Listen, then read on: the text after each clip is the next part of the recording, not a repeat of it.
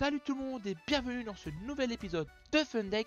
Et aujourd'hui on va parler d'un deck rouge de Android venu avec la BT23. Bien, comme d'habitude on parlera de ce deck en 4 points. Le premier point, un résumé rapide du deck et de ce qu'il propose. Deuxième point, on expliquera en détail ce que font les cartes de l'archétype, c'est-à-dire les cartes venues avec et pour ce deck précis, ainsi que quelques cartes qui gravitent autour.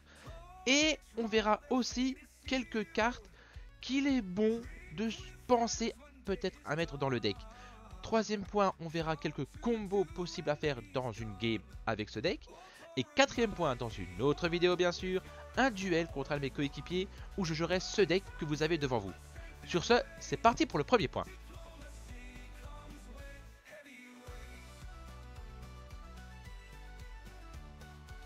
Alors, petit résumé rapide du deck. Ce deck est un deck agressif dans lequel vous allez attaquer votre adversaire, surtout avec des cartes qui ont un faible coût, et tout cela sous la forme d'enchaînement.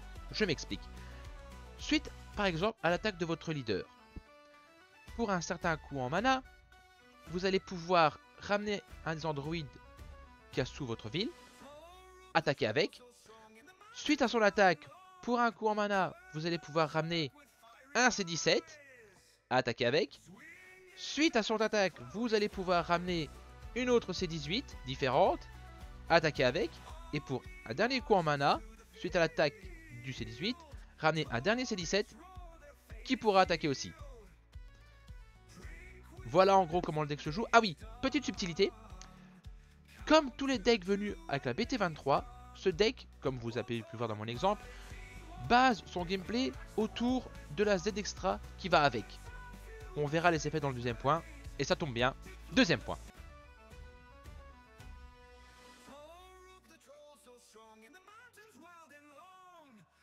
Alors, qu'est-ce qui est présent dans le deck? D'abord, on va voir le leader. Le leader a un auto. Quand il attaque, vous regardez les 5 premières cartes de votre deck. Vous choisissez un android rouge parmi ces 5 cartes-là. Vous le rajoutez à votre main. Et ensuite, vous remélangez votre deck. Ensuite, il a l'activation principale. Très utile pour ce deck précis justement. Activation principale, vous cherchez dans votre deck un C20, vous le rajoutez à votre main et vous annulez cet effet pour toute la partie. Donc vous ne pourrez faire cet effet là qu'une seule fois. Maintenant, comment il s'éveille? Quand vous avez 4 points de vie ou moins, ou alors quand vous avez 2 énergies ou plus et la Z extra sur le terrain, vous vous éveillez, vous piochez 2 cartes et vous passez à 6 points de vie. Maintenant, sa forme éveillée, qu'est-ce qu'elle vous fait? Alors, une fois par tour, quand un Android 17 ou 18 attaque, vous piochez une carte. C'est très important de faire la différence ici. Ça ne dit pas quand cette carte attaque, mais quand un Android 17 ou un Android 18 attaque. C'est-à-dire, les cartes de combat sont comprises dedans. Donc si vous avez une C18 sur le terrain, que c'est elle qui attaque, l'effet du leader s'active quand même et vous piochez. Ensuite, activation principale, une fois par tour, vous choisissez un C20 sur votre terrain. Vous le sacrifiez, vous l'envoyez en dispersion. Et vous pouvez jouer un C17 ou un C18 avec un coût d'énergie égal ou inférieur à vos sources d'énergie. Vous le jouez depuis votre main ou depuis en dessous de la ville. Et la carte jouée gagnera barrière jusqu'à la fin du tour. Et en plus, vous choisirez une carte de combat ou une issue adverse à laquelle vous mettez moins 15 000 de puissance pour le tour. Ensuite, activation combat, une fois par tour. Donc pendant votre tour et le tour adverse, vous choisissez une carte Android rouge, donc carte de combat ou votre leader, et vous lui donnez plus 5000 de puissance pour le combat. Très utile pour un petit boost de défense ou un petit boost d'attaque. Maintenant, voyons voir les cartes de l'archétype, c'est-à-dire les cartes venues avec et pour ce deck précis. Alors, les cartes, les 2 17, les 2 Android 17 et les 2 Android 18, je vais en parler un peu différemment parce que ils ont, pour commencer, les 4 quasi le même premier auto. Donc c'est un auto, je vais en montrer un. Donc c'est un auto qui dit auto limite 1 pour une énergie rouge. Si votre leader est en Android rouge, à la fin du combat durant lequel une C18 a attaqué, pour une énergie rouge, vous pouvez jouer ce C17 depuis en dessous de la ville. Et les deux Android, donc c'est cet effet là, les deux Android 17 l'ont. Les deux Android 18 ont quasi le même, à ceci près que L'Android 18 dit quoi? C'est si pour une énergie rouge, limite 1, si la carte qui vient d'attaquer c'est Android 17, ce coup-ci, vous jouez l'Android 18 de par en dessous de la ville. Donc c'est voilà, donc c'est quasi le même pour tous, la même façon de le jouer. Là où ces 4 cartes sont différentes, c'est dans leur deuxième auto. Alors, les Android A2, leur deuxième auto, quand ils sont envoyés de votre main en dessous de la ville, vous cherchez dans votre deck son opposé. Donc si vous mettez avec cet effet là un Android 17 en dessous de la ville, vous cherchez un Android 18 que vous remettez en dessous de la ville avec ces effets annulés pour le tour. Et si vous avez mis un Android 18 en dessous, vous cherchez dans votre deck un 17 que vous mettez en dessous de la ville. Ça c'était pour les 2-2. Maintenant les 2-3 eux ont un effet quand ils sont joués. Donc le C17 lui quand il est joué, vous piochez une carte et il gagne double frappe pour le tour. C'est-à-dire que quand il attaquera et s'il fait des dégâts à votre adversaire, au lieu de faire un dégât, il en fera 2. Et la C18, elle, quand elle est jouée, vous choisissez une carte de combat ou une histoire adverse, vous lui mettez moins 20 000 de puissance, et C18 ici, elle gagnera critique jusqu'à la fin du tour. Critique, c'est-à-dire que quand elle fera des dégâts à votre adversaire, au lieu de prendre le dégât et le mettre dans sa main, il le prendra et le mettra directement en dispersion. Coup critique, c'est toujours utile pour éviter que votre adversaire ait trop de cartes en main. Toujours bien. Donc ça, c'était pour les 4 cartes, on va dire, principales du deck. Maintenant, on va voir les autres cartes de l'archétype. Alors, on va commencer par C16, le dernier membre du trio. Il a un permanent. Il peut être utilisé en combo, même s'il est en inertie sur votre terrain. Auto limite 1. Si votre leader est un Android rouge, quand il est utilisé en combo, vous regardez les 5 premières cartes de votre deck. Vous choisissez un C17 ou un C18 que vous envoyez en dessous de la Z Extra. Très utile pour recharger la Z Extra. Comme vous avez pu le voir avec les 4 premières cartes que je vous ai présentées, le deck va jouer beaucoup de cartes en dessous de la Z Extra. Mais il n'a que peu de moyens de la recharger. En voici un. Alors, carte suivante de l'archétype. Les deux C20, je vais essayer aussi les expliquer tous les deux en même temps. Parce qu'ils ont le même effet principal. Donc, activation principale. Si votre leader est le leader éveillé, que vous n'avez pas d'autres cartes de combat en jeu, vous pouvez le jouer gratuitement. Là, les deux Android C20 ont cet effet-là en commun. La seule différence entre les deux, c'est que celui que je vous présente ici, quand vous le jouez, vous regardez les 5 premières cartes de votre deck, vous choisissez un Android purement rouge que vous rajoutez à votre main, puis vous remélangez votre deck. Là où le deuxième C20, lui, quand il est joué, simplement piochez une carte. Alors, maintenant, les deux gros boss du deck. Premièrement, on a le duo A6. Le duo A6 a réplique, c'est-à-dire que après avoir attaqué une fois, il va se réactiver et pourra réattaquer une deuxième fois. Alors, auto, quand cette carte est jouée, vous choisissez une carte de combat ou une mission adverse et vous lui mettez moins 25 000 pour le tour. Comment on la joue? Activation principale pour une énergie rouge. Vous choisissez un Android 17 et un Android 18 de votre main ou d'en dessous de la ville. Hop. Vous les mettez les uns sur les autres. Et vous jouez le duo par-dessus. Simple. Alors, le deuxième gros boss du deck, c'est le duo A8. Le duo A8, il se joue quasi de la même façon que le duo A6, mais pour deux énergies ce coup-ci. Et là, vous pouvez uniquement choisir des C17 et des C18 présentes sous votre ville. Donc, pour deux énergies, vous choisissez un C17 et un C18 en dessous de la ville et vous jouez par-dessus. Il a double frappe, donc au lieu de faire un dégât, il en fait deux.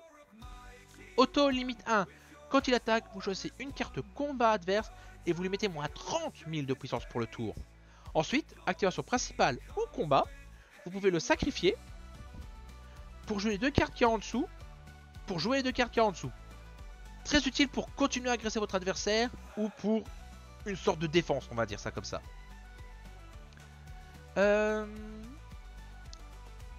Ça, c'était toutes les cartes de l'archétype présentes dans le deck de base.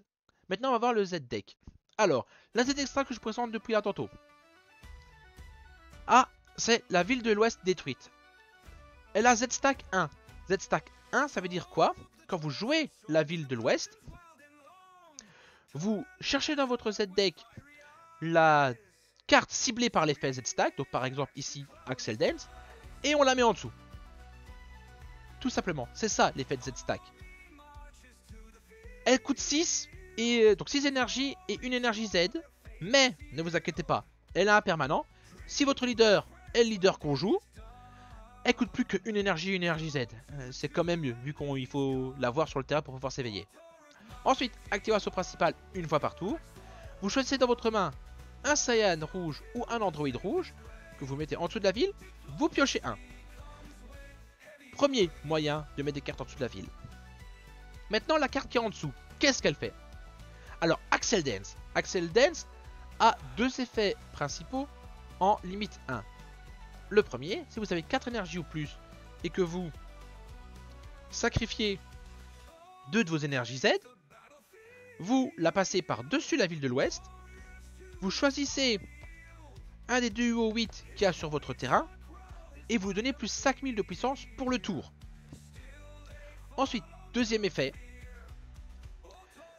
vous replacez, deuxième effet principal, activation principale limite 1, vous replacez la ville par-dessus. Vous choisissez depuis en dessous de la ville un C17 et un C18. Vous choisissez un duo 8 dans votre main ou dans votre dispersion et vous le jouez par-dessus. De quoi jouer votre gros boss une deuxième fois et gratuitement pour le tour. Vu que je rappelle que le duo boss, son effet pour le jouer est limite 1, donc c'est à dire que peu importe le nombre de fois que vous avez le duo 8 dans votre main, vous ne pouvez le jouer par son effet qu'une seule fois sur votre tour. Grâce à Axel Dance, on le joue une deuxième fois. Pratique. Maintenant, dernière carte de l'archétype, toujours présent dans le Z-Deck, le troisième C20. Alors lui, pour une énergie et une énergie Z, vous le jouez, il a déflexion, c'est-à-dire qu'il n'est pas affecté par les contres mis en jeu. Auto, quand il est joué, vous regardez les 7 premières cartes de votre deck, vous choisissez un Android 17 ou un Android 18 que vous envoyez en dessous de votre ville. Troisième moyen de mettre une carte en dessous de la ville. Deuxième auto, si vous avez 3 énergies ou plus, quand cet Android 20 là est mis KO par un de vos effets, donc l'effet de votre leader par exemple, vous pouvez jouer un Android 17 ou un Android 18 depuis en dessous de la ville, gratuitement, à condition qu'il ait un coût d'énergie inférieur ou égal à vos sources d'énergie. Donc, si vous le sacrifiez grâce à l'effet de votre leader, vous pourrez jouer un C17 ou un C18 par l'effet de votre leader et par son effet à lui. Donc mettre directement les deux sur le terrain, ce qui est plutôt pas mal. Maintenant, on va vite voir les cartes qu'il y a autour de l'archétype. On va commencer par voir la secret. Oh là là, Jean, tu présentes un deck rouge, tu nous montres une secret verte. T'inquiète ma biquette, tu vas comprendre. Alors, activation principale pour 2 énergies de n'importe quelle couleur. Si ton leader est vert ou un android, ça tombe bien, on joue un deck android. On joue la secret depuis la main. Ensuite, auto, si vous avez 3 énergies ou plus, quand la secret est jouée, vous choisissez n'importe quelle carte de combat adverse en ignorant barrière. Vous mettez cette carte en dessous de votre secret et vous jouez 2 tokens Cell Junior avec 30 000 de puissance pour la partie. Des tokens à 30 000 de puissance. Les tokens ont littéralement autant de puissance que le duo à 8. Le duo à 8 n'a que 30 000. Les tokens auront pareil. Voilà. Ensuite, deuxième activation principale. Vous choisissez la carte qui est en dessous. Vous la sortez de la partie. Et votre secret gagne tous les mots-clés qu'avait la carte pour le tour. C'est quand même sympathique quand même. Hein. Alors ensuite on a, si je ne m'abuse, le super combo. Super combo classique. Hein. Quand vous combotez avec lui, vous mettez une carte de votre main en dessous de votre deck. Vous piochez 2 cartes. Et il gagne 10 000 de puissance de combo pour le tour, pour le combat. Super combo classique. Hein. Ensuite, le duo Gamma 1 et Gamma 2. Activation combat limite 1 pour une énergie rouge. Si votre adversaire ou vous avez 3 énergies ou plus, vous piochez une carte, on le joue et on choisit n'importe laquelle de nos cartes rouges et elle gagne plus 10 000 de puissance pour le combat. Donc comme c'est une activation combat, on peut faire ça pendant son tour pour genre surbooster une de nos attaques ou pendant le tour adverse pour se défendre. Ensuite auto, quand cette carte est jouée, vous choisissez jusqu'à une de vos cartes rouges armées du ruban rouge et vous lui donnez plus 5000 de puissance pour le tour. Cet auto ne les visera quasi que eux, c'est les seuls armés du ruban rouge dans le deck. Ouais mais voyons, c'est 17 et c'est 18, ils font partie du ruban rouge, c'est même marqué sur la veste à C17. Je veux bien, je le sais moi. Mais il faut croire que Bandai ne le savait pas, parce que notre leader n'est pas armé du ruban rouge. Et aucune des cartes des C17 ou des C18 présents n'est armée du ruban rouge. Pourquoi? Je sais pas, il fallait leur demander. Donc ce Toto, donc pour donner 5000 de puissance à une armée du ruban rouge, ne pourra viser que lui, littéralement, désolé. Son deuxième auto, on va pas en parler, vu que son deuxième auto ne prend vraiment effet que dans le deck pour lequel il était prévu à la base. Ici, cette deuxième auto est injouable.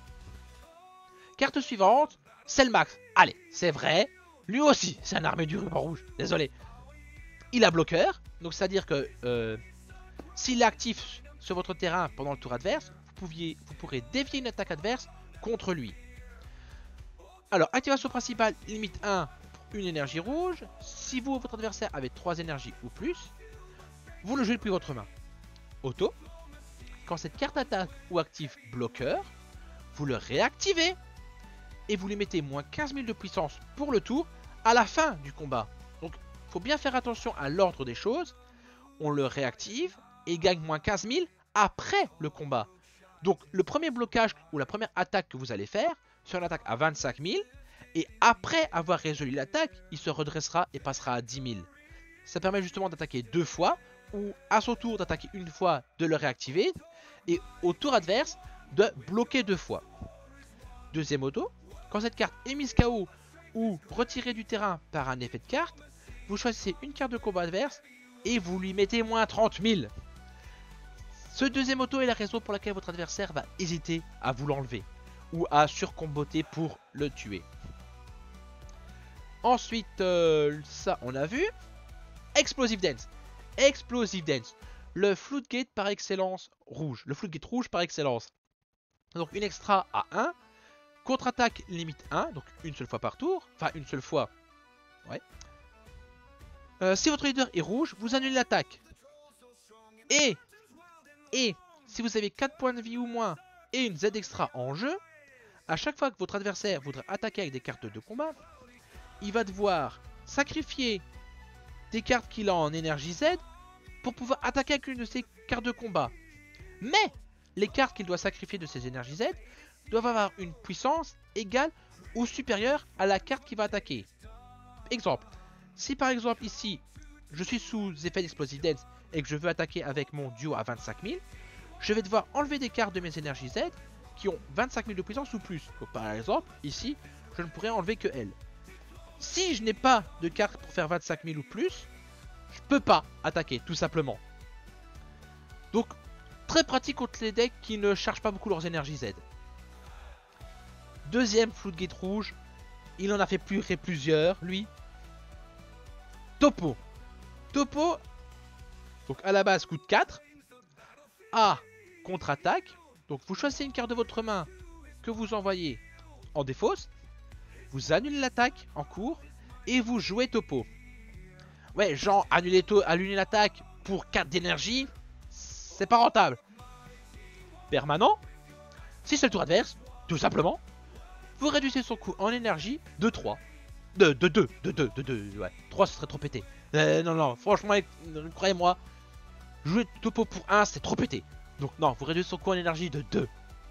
Auto, si c'est le tour adverse. Quand Topo est joué, si votre adversaire veut attaquer avec des cartes de combat, 2 cartes de sa main à la défausse. Simple, efficace. Voilà pourquoi. Non, le faire coûter 1 seulement, c'est pété. Non. 2 c'est très bien. C'est un très bon Floodgate rouge. Donc en général, quand vous voyez que votre adversaire rouge termine son tour et garde 2 énergies actives, Vous devez sentir le topo arriver. Ensuite, contre token classique. Littéralement, tous les decks des autres couleurs ont le même genre de compte dans leur ont le même genre de compte disponible. Donc c'est une extra qui coûte 2. Contre-attaque. Si votre leader est uniquement rouge, vous annulez l'attaque et vous jouez un token qui gagne bloqueur pour le tour. Du coup, jusqu'à la fin de ce tour-ci en cours, vous pourrez rediriger une attaque contre le token. Permanent, si vous êtes à 5 points de vie ou moins, vous pouvez jouer cette carte gratuitement en vous prenant un point de vie. Ça permet de vous sortir de situations délicates. Ne faut pas, comment dirais-je, prendre cette carte à la légère, voilà. Ensuite, le Gohan contre mise en jeu. Donc, il a unique, vous ne pouvez en avoir qu'un seul sur le terrain à la fois. Double frappe, à chaque fois qu'il fera des dégâts adversaires, il en fera 2. Et lui aussi, il a bloqueur. Permanent, pour chaque... Donc, je vais parler de 2 permanents en même temps, vous allez comprendre pourquoi, c'est plus simple. Pour chaque coup en énergie Z présent sur les cartes dans votre terrain, donc si vous avez un Z leader, une Z extra, une Z battle ou une Z unisson, et pour chaque carte présente dans vos Z énergie, vous réduisez son coût en énergie de 1, jusqu'à un minimum de 1. Du coup, en gros, pour 1, vous jouez cette carte en même temps que votre adversaire joue une carte. Auto, quand cette carte est jouée, vous choisissez jusqu'à une carte de combat adverse et vous lui mettez moins 20 000 de puissance. Si vous gérez bien avec cette carte là, vous pouvez niquer un combo adverse sans problème. Ensuite, dernière petite carte du deck du main deck, Android 17. Lui aussi, il a bloqueur. Activation principale, limite 1 pour une énergie rouge. Si votre leader est rouge et est autre chose qu'un Saiyan, et que vous avez 2 énergies ou plus, vous piochez une carte et vous le jouez. Auto, quand cette carte est jouée, vous choisissez jusqu'à une carte de combat ou unisson adverse et vous lui mettez moins 15 000 de puissance pour le tour. Auto, si cette carte a attaqué une carte de combat, à la fin du tour, vous le réactivez. Toujours utile pour continuer à agresser votre adversaire à votre tour et avoir des bloqueurs disponibles pendant le tour adverse. Alors, dernière carte à voir, dernière carte principale à voir, on va dire ça comme ça. Une Z Battle, duo C15, C14. Déflexion, donc pas affecté par les contre-mises en jeu. Unique, vous ne pouvez l'avoir qu'une fois sur le terrain. Réplique, donc après avoir attaqué une fois, il se réactivera. Et bloqueur, lui aussi, encore, il a bloqueur, il y en a plein dans ce deck. Permanent, si votre leader est un Android rouge, non. Si vous avez un Android rouge sur le terrain, excusez-moi, donc si vous avez un Android rouge sur le terrain avec un coût de 7 ou plus, vous réduisez son coût en énergie d'une énergie rouge. Donc pour une énergie rouge et 3 Z énergie, vous le jouez. Auto, quand cette carte attaque, vous choisissez jusqu'à un Android rouge de votre défausse avec 5000 de puissance de combo et vous l'utilisez en combo. Donc quand il attaque, vous avez d'office un 20 000 de puissance. Et il gagnera barrière jusqu'à la fin du tour adverse. Très utile, barrière jusqu'à la fin du tour adverse. C'est bien. Et dernier auto, une fois par tour, quand cette carte active bloqueur, enfin, quand cette carte attaque ou active bloqueur, vous le redressez. Donc vous pouvez... non, quand cette carte active bloqueur, ouais. Donc à votre tour, vous pouvez attaquer avec, il la réplique, il se redresse. Pendant le tour adverse, comme vous avez attaqué avec, il gagnera barrière. Pendant le tour adverse, vous bloquez une fois, il va se réactiver, vous pourrez bloquer une deuxième fois. Très utile. Maintenant, voyons un petit peu les cartes qui seraient pas mal à mettre dans le deck. Premièrement, on va voir l'unisson Baby. L'unisson Baby est une unisson qui coûte 3 énergies minimum. Il a un permanent. Si votre leader est rouge et que toutes vos énergies sont utilisées, votre leader gagne 1000 de puissance. Très utile pour juste mettre le petit 1000 de puissance pour faire chier l'adversaire. Deuxième permanent, si cette carte devait perdre un marqueur suite à une attaque, vous pouvez, au lieu de lui faire perdre un marqueur, enlever une carte qui est en dessous et la mettre à la défausse. Il n'a qu'un seul plus 1, activation principale. Vous piochez une carte, vous choisissez une carte de combat adverse et vous la mettez en dessous de votre unisson. C'est une unisson qui coûte 3 énergies, donc arrive un peu tardivement, mais très pratique et qui a son propre système de défense. Très utile. Mais qui dit unisson rouge, dit aussi la possibilité de mettre les 2 cartes que je vais vous présenter, et vous allez voir pourquoi. Premièrement, Yamcha, Wolf-Fang Fist.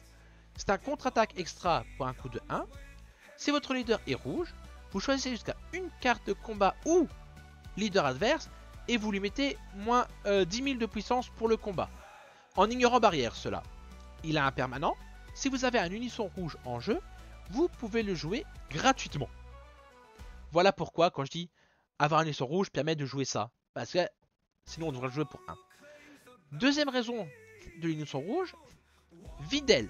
Le contre-mise en jeu Videl. Qui coûte normalement 3. Donc, contre-mise en jeu, vous ne pouvez plus jouer de contre-mise en jeu pour le tour. Vous jouez la carte. Auto avec un Spirit Boost de 1. Donc, il faudra enlever un marqueur à l'unisson. Quand cette carte est jouée, si votre leader est rouge, vous choisissez jusqu'à 2 cartes de combat adverse et vous leur mettez moins 20 000 de puissance. C'est fort, mais ça coûte 3. Permanent. Si vous avez sur le terrain un unisson rouge avec un coût d'énergie minimum de 3, le baby, vous faites son effet gratuitement. Voilà pourquoi l'unisson. Maintenant, dernière carte qui serait pas con à mettre dans le deck et qui est venue avec la BT26, Super C17 au rouge-vert. Il a déflexion, donc pas affecté par les contre-mises en jeu adverses, et double frappe, il fera 2 dégâts. Donc si vous avez un androïde dans vos sources d'énergie, vous réduisez son coût de combo de 1. Donc, dans ce deck on joue quasi que des androïdes, il aura d'office un combo gratuit pour 5000. Auto, vous placez une carte présente en dessous de lui. Donc vous placez une carte de votre main en dessous de lui. Quand cette carte est jouée, vous piochez 2 cartes. Ensuite vous choisissez jusqu'à une unisson adverse et vous lui enlevez directement un marqueur. Rien de plus simple. Quand il est joué, piochez 2 cartes, enlevez un marqueur à un unisson adverse, c'est très pratique. Ensuite, activation combat ou principale, limite 1 pour une énergie incolore. Si votre leader est rouge ou un androïde vert, que vous avez 3 énergies... Attends. Que vous avez 3 énergies ou plus et que votre leader... Ouais, non, et que vous avez une carte Z dans votre zone leader ou dans votre zone de combat, vous le jouez tout simplement. Donc, peut-être penser à le mettre dedans en fait, ce serait pas con. Mais maintenant on a vu toutes les cartes qu'il y avait dans le deck. Sur ce, voyons voir un peu les combos que le deck propose.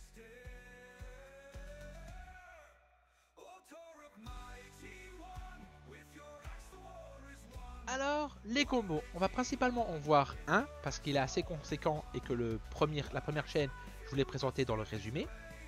Alors, on va imaginer qu'on a cette composition-ci. Du coup, 5 énergies et 2 androïdes de chaque sous la ville. Donc, pour 2 énergies, en ciblant les 2 androïdes A3 en dessous de la ville, on vient jouer notre boss. Donc, le duo A8. Ensuite, on active l'effet de Dense Axel pour le remettre au-dessus en sacrifiant 2 d'énergie. On donne plus 5000 au boss pour le tour. Donc on attaque avec le boss, 35 000 double frappe dans la phase de l'adversaire. On fait les autres effets, pas de souci. Ensuite, activation, après l'attaque, après la phase d'attaque, activation principale, on va aller le sacrifier pour jouer les 2 qui sont en dessous. Les 2 qui sont en dessous arrivent, on fait leurs effets d'entrée en jeu. Du coup, avec la C18, on baisse la puissance d'une carte adverse et elle gagne critique. Et avec le C17, on pioche. Et lui, il gagne double frappe. On attaque avec les 2. Et même, on peut se permettre, j'attaque avec le C17. Du coup, pour une énergie, j'ai le C18 qui vient. J'attaque avec C18. Pour une énergie, j'ai le C17 qui vient. J'attaque avec C17, avec C18, j'attaque avec C17. Ensuite, on fait le deuxième effet de Dense Axel. On le remet en dessous. On cible un C17 et un C18. Et on joue le duo depuis la drop. On peut rattaquer 30 000 double frappe sur l'adversaire. Et ensuite, avec sa dernière énergie, en ciblant les deux autres. Bah, il est où? Ouais, elle est là. On joue le duo à 6 depuis notre main. On fait ses effets. Et on peut réattaquer sur l'adversaire. Ensuite, activation principale, activation combat du leader. On lui donne plus 5000, 30 000 sur la face de l'adversaire. Du coup, en tout, avec 5 énergies, on a fait une attaque à 35 000, vu qu'on était sous Dense Axel. Une attaque 35 000 double. On a fait un 19 000 double frappe, un 19 000 coup critique, une attaque à 15 000, une attaque à 15 000, une attaque à 30 000 et une deuxième attaque à 30 000. Donc ça fait 1, 2, 3, 4, 5, 6, 7. 7 attaques. 7 attaques où la plus petite est à 15 000, les autres 30 000 ou 35 000. Ah, j'aime bien. Et je rappelle, petite subtilité. On va mettre ça comme ça. Si lui il est sur votre terrain, à la fin de votre tour adverse, votre adversaire veut le gérer parce qu'il n'a pas envie au tour d'après de se reprendre un 35 000 double frappe dans la gueule. Si, au lieu de vous la gérer par un effet de carte, il veut vous l'attaquer, ok, pas de problème. Attaque. Vous êtes à 30 000. Vous pouvez passer à 35 000 par l'effet de votre leader. Il booste jusqu'à 40 000. Ok. Activation combat. Lui, je sacrifie. Ces deux-là sont joués. Je vais refaire leurs effets de quand ils sont mis en jeu. Merci. Je suis content. Je pense qu'on a vu le plus gros combo possible à faire dans ce deck. Sur ce, je vais vous laisser avec la prochaine vidéo, le duel contre un de mes coéquipiers. Salut, salut.